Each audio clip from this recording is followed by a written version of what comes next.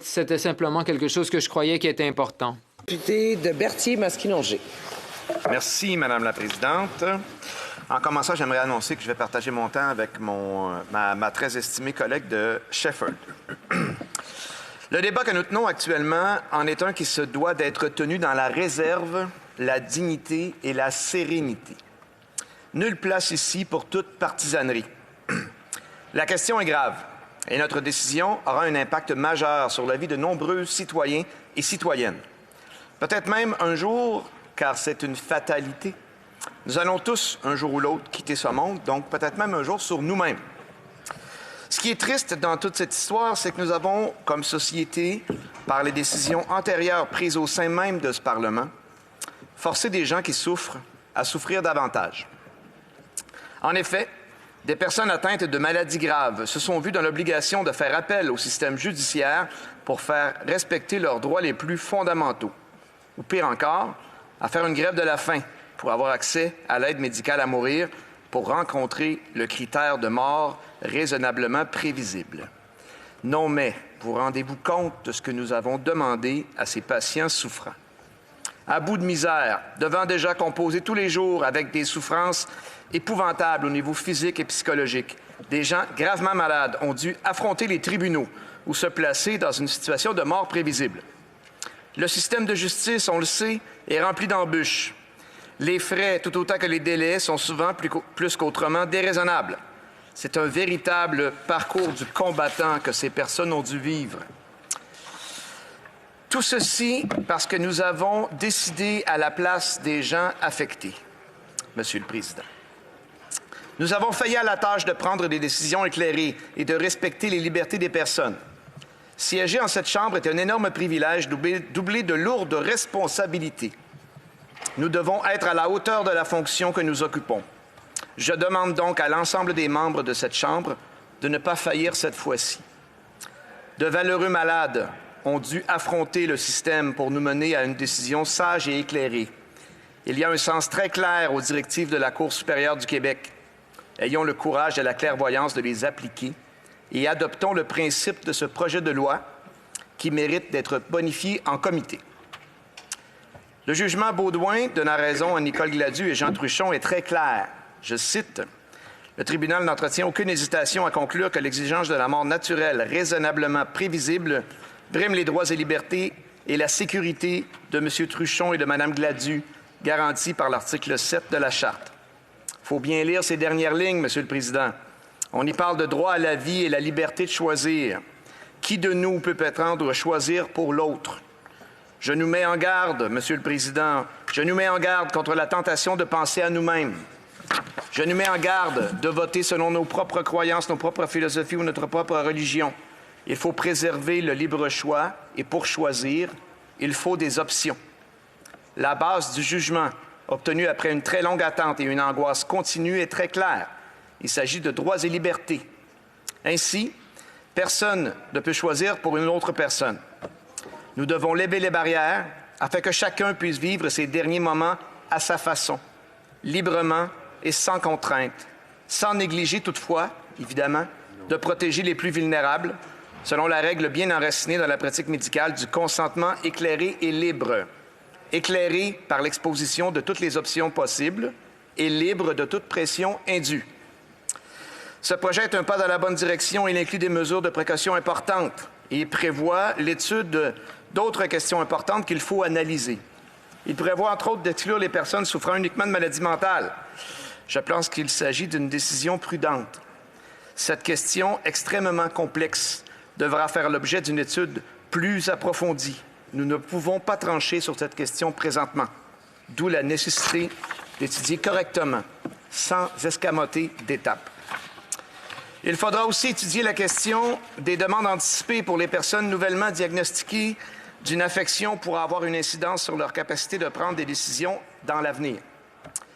Ce sont là, Monsieur le Président, des questions extrêmement délicates que nous devrons étudier avec grand soin et précaution. Il est donc prudent de ne pas les inclure pour le moment. Ce projet de loi vise globalement à permettre aux gens souffrant de maladies dégénératives et incurables d'avoir accès à l'aide médicale à mourir, que la mort naturelle soit raisonnablement prévisible ou non. sauf pour les cas de maladies cognitives dégénératives, comme je viens de le mentionner. Pour les gens dont la mort est raisonnablement prévisible, il s'agit d'assouplir les règles en retirant le délai de 10 jours, la suppression entre la demande écrite, le délai de 10 jours entre la demande écrite et la prestation du service.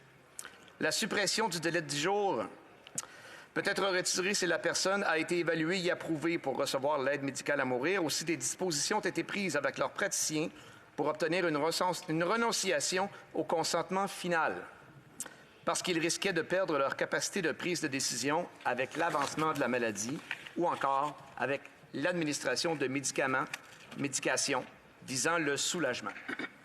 Ainsi, s'il arrivait que la douleur, même avec les soins, ne puisse être soulagée, le patient aura pu, lors de sa demande, signer et convenir d'un renoncement au deuxième consentement.